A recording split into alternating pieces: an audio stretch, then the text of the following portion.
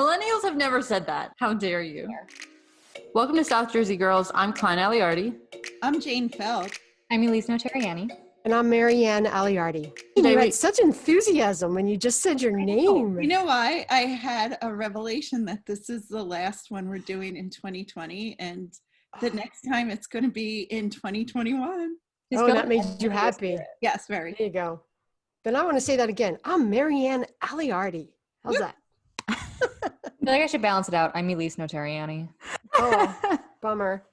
You're a downer. That's 2020 sliding into the conversation. Mm-hmm. Since we're kicking 2020 to the curb, does anyone on this podcast actually make New Year's resolutions? Because I think I've given up on it. Oh, I do every year. My New Year's resolution this year is to be a human being again. I'm really excited about the prospect of that happening. I'm so big on resolutions. I usually have like 10 things that big goals I have. And then I focus on one. Well, I focus on one and I just have like 10 up in the background. And I write them down every single day of the year. Mm-hmm. Okay, wait. Seriously, every single day of the year you rewrite them? Yes. Do they change? No. They stay the same until I cross it off. So the one I was supposed to cross off last year was that I wanted to run a marathon. So that's moving to 2021. Can you get your book and read do you have 2021 done? She just got so excited. I'm amazed by this. I can see that. Me too. And it seems like the whole intentions thing. So I'm wondering, Elyse, do you verbalize this and talk? Are you manifesting? I don't verbalize it. I don't talk well, but yeah, but writing it out is it's the same thing. Yes. It's manifesting. Wait, what is manifesting? Do you know who manifests? Who? Shawn Mendes. Okay.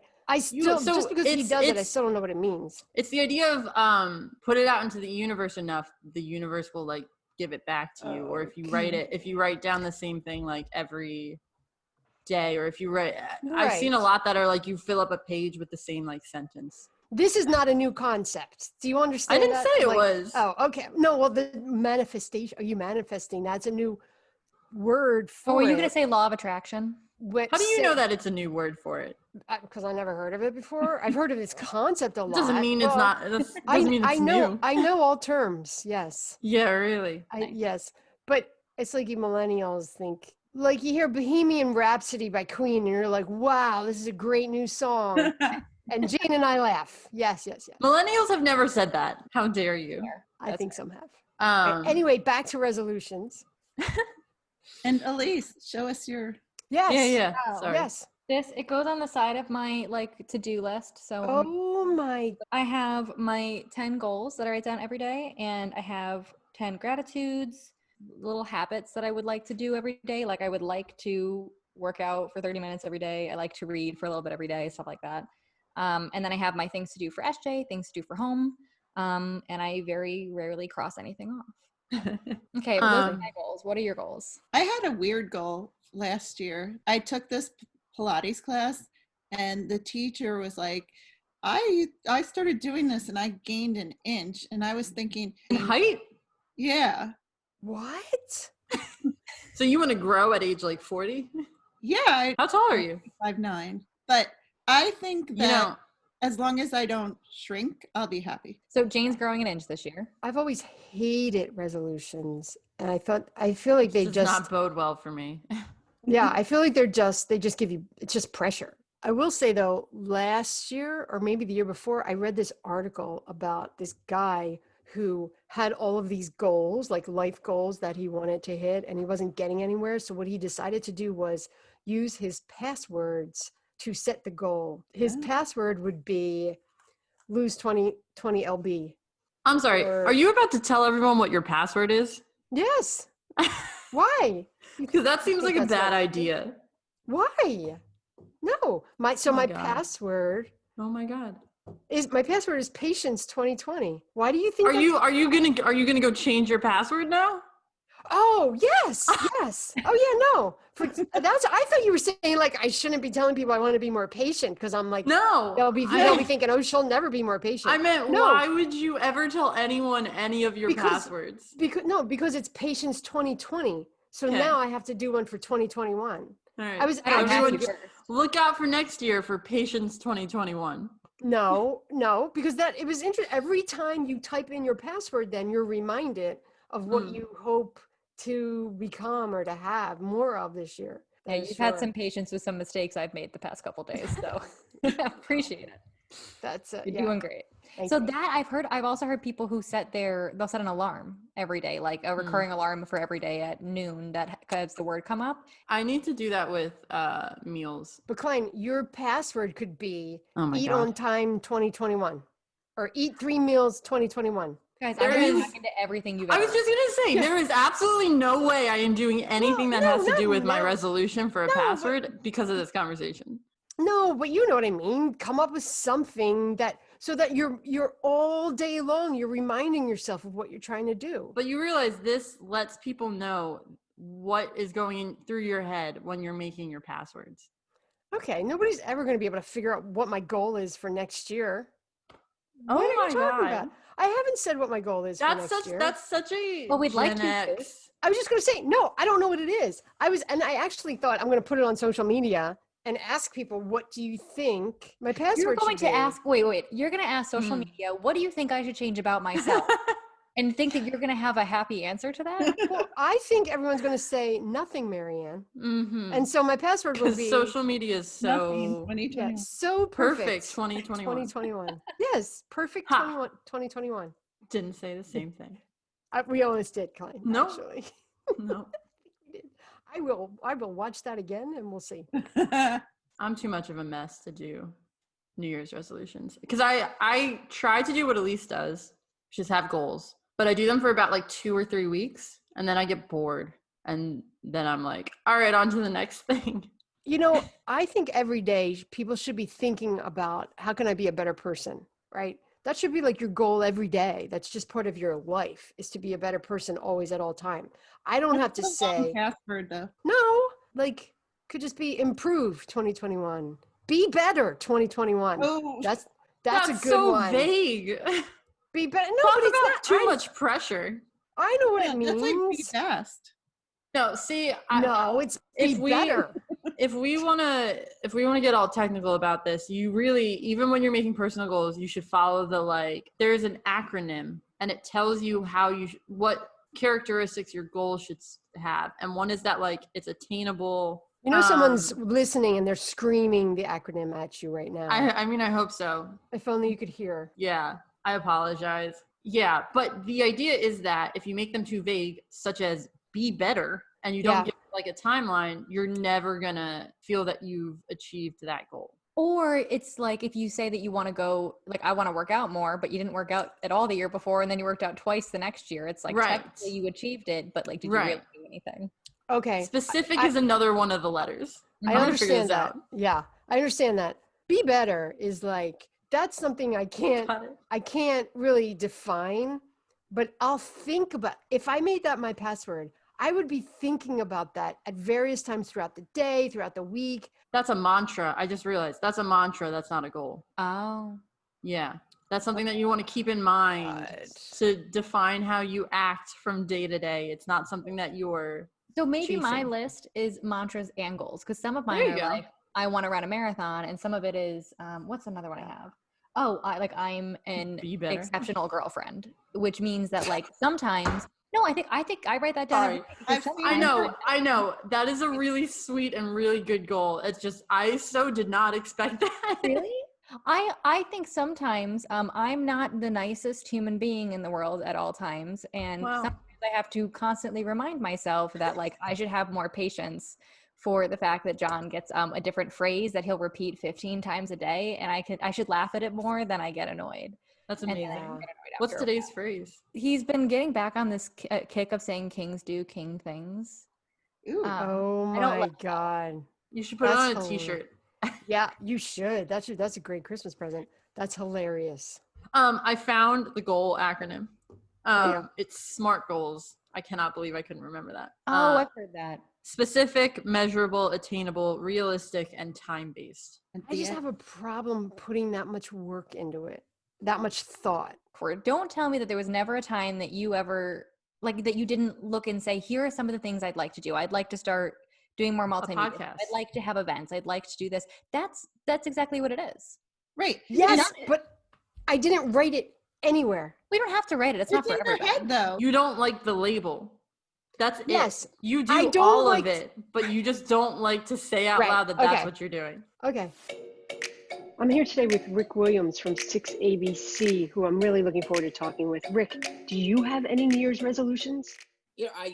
I end up making the same one every year. I just try to hopefully make sure that the following year I'm a better person than I was the year before. So, and then, with all these unprecedented time, it makes it even more important to have, I think, a New Year resolution where you're committed to trying to be better.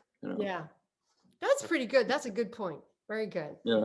All right. So in talking about the unprecedented times, tell me, how has COVID affected your job? From the pure simple standpoint, Yeah. there's nobody there. I mean, I'm one of the few people that has to go in every day. But a lot of my colleagues are working from home. Most of our reporters work from home. I don't even see them anymore until they're on the air. They're not allowed to come into the station. But those that are allowed to come into the stations are about 3 or 4 of the anchors like myself, maybe a handful of technical people, a couple of writers, a couple of producers. So it's really a skeleton crew. Yeah. So that's pretty much how it's changed just from that. So we all have to still practice social distancing, even in the studio. Yeah. We have to wear masks. So just, basically we're just spread out, and I don't really see anybody anymore until, in the studio, we try to, try to have as normal a newscast as possible. But I just don't see my colleagues anymore. And those that I do see, I see from, 6 feet away. Sometimes I wonder when we do get back to some kind of normal, is there going to be this adjustment period when when everyone's back in the studio, or when we're all back in an office working? Is it going to feel weird? Like, what are you doing here? Exactly. I think, we're going to have to be kind of reintroduced to some of the people that we used to work with every day. Yeah. And it'll be different. Okay. So now what about covering news? Yeah. Did this just dominate? It's been for 9 months. It's been the #1 story. Yeah. It just happened to take place, obviously, with a presidential election as well. So that was kind of #2, and they were related. But it dominated the news. It dominated how we covered the news. I think from a journalistic standpoint, we've been able to interview everybody and anybody because this is through Zoom. And people don't have to leave their homes to talk to us. A lot more of officials, celebrities, whoever, have been more accessible because they've been home and because they can just, reach us on the laptop. And I think some have been a bit more comfortable talking to us because they're in a setting at home. So that's one aspect of the way we cover the news, is being able to find more people who've been easier to locate. But also, I give so much credit to, again, my colleagues, the reporters and the photographers, because they go into different communities. They're going to the hospitals. They're covering rallies, and they're the ones kind of on the front lines who are talking to people and really putting their health at risk. Again, although they have these long mics that are that they can interview somebody 10 feet away, but they're the ones that are most at risk. And I really take my hat off to them, because they're bringing the story home to us and to our viewers. And I think COVID really has reawakened people to local news, because as far as I'm concerned, COVID is a local story. It's a local news story. I mean, obviously it's all over the country, but people have really been watching us more so to find out what's going on. What is the governor saying? What's going on in our communities? Is the local bar, closing? When are my schools going to reopen? When can I send my kids to class? So it's become more of a focus for us on local news, and and that, I guess, is a positive aspect, because it kind of reaffirms what we do, and it kind of gives just me as a journalist a kind of a renewed commitment to trying to keep the public informed about this deadly virus. Yeah, news has never affected the individual person Right. so much. Yeah. Exactly. It's like, I got to find out about my life and you're going to Right. tell me. Amazing. Yeah. Exactly. So when you're putting the broadcast together, are you making a point to put in some lighter things? Well, always. I mean, we have to, I think we always try to do that. We always try to end the newscast on a positive note, an inspirational note, and these days we've noticed, and not just because it's the holidays, but even before, COVID has, I think, brought out maybe the humanitarianism of people as well. Yeah, that's a lot. So do you think the job of a journalist is tougher with COVID? In some ways, it's more challenging because in some way we don't really know what we're talking about, and we're relying on scientists to give us the information. And during the whole presidential elections and stuff, there was the whole debate about with science as far as non-science. So it was up to us to try to obviously keep our opinions and feelings out of it, but just try to disseminate the information, and in some ways try to decipher the information as it was being unfolded to us from a scientific standpoint. Yeah. All right. So you're talking about all this information that you're trying to decipher and get to people. What do you do when there's the disinformation, right? When some people are saying things that aren't true, and who are you to say if it's true or not? Like, do you guys have meetings to talk about what to do with that? We do. And again, a lot of it took place again during the whole elections, because so much of it, our country is so divided anyway politically, and then the whole issue of masks, to wear a mask, to not wear a mask, and is it my freedom? My freedom is being curtailed by, and so, but meanwhile, the people like Dr. Fauci, we're saying, but masks save lives and masks keep us healthy. So it was up to us journalistically, certainly, to present the opinions of people who didn't want to wear masks, but at the same time, present what is the scientific fact that they do save lives, and just try to present that balance, because we didn't want to be just one-sided, but at the same time we did want to make sure we put information out there that would keep people healthy and keep people safe. Yeah. And I guess you just have to hope that people tune in on what the science is, and decipher for themselves. Right. Maybe not just rely on the TV networks for their information, but also maybe turn to some of the newspapers again, I just, I always try to get my information before I disperse it, from people who know what's going on, the epidemiologists and the doctors and the surgeons and and I'm just the messenger, but sometimes it's, as it can be kind of, it can be a challenge. Yeah, of course. So I know you have the station has a phone number and a website for that people can pitch stories, tell you what's going on. Did that decrease because nobody was doing anything? No, I think it actually increased because people were coming up with so many ideas and creative ways in which to live.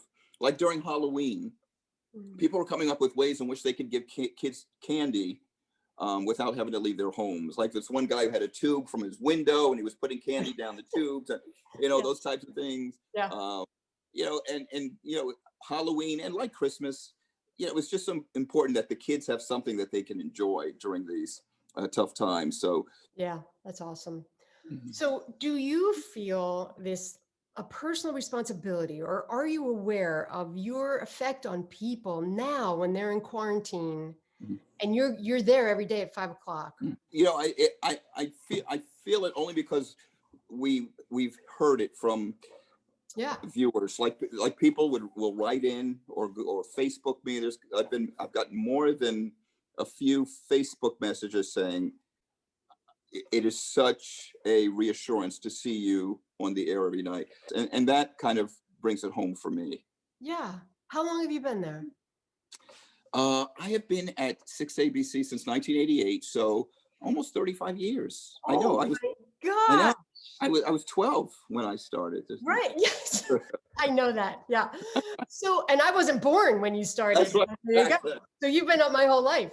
Right. But imagine for people who have seen you for the past 35 years, when the world is upside down and there you are in their house where you've been for 35 years, like that's just wonderful. Right. Yeah, and it's been really it's been an honor because, you know, as we deal with the different tragedies that, you know, history, like 9/11, you know, and I'll never forget the day when, you know, when the Twin Towers went down, and we were on the air, you know, all day trying to comfort the community, comfort a country. But you just, those things just stick with you. And that's when, again, it reaffirms the importance of giving out information and reassuring a public that doesn't know what the heck is going on. And the same thing with COVID. It's just been, you know, an honor and a privilege to be able to give out the news and give out information that'll hopefully, you know, help people in their lives during such an unprecedented year. 2020 has just been, what a year it's been. Yeah. What a year. Yes. Well, and it's been great that you've been there. Thank you. Yeah, it's awesome. Thank you. All right. So thanks for talking to me. Thanks so much for taking the time. My pleasure. Thanks to Rick Williams. It was so great talking to him. I can't believe he's been at 6ABC for 35 years. That's incredible. Have you decided on a password yet? I have not. It's a lot of pressure for one word. It's a lot. That's why I'm taking my time. You're being patient. Hey, Mick Klein, yes. I'm being patient. It worked. See? So I have to pick the right one for next year. Thanks everyone for joining us this week. Make sure you hit that subscribe button. We have new episodes every Tuesday, and we'll see you next week. Bye. Bye.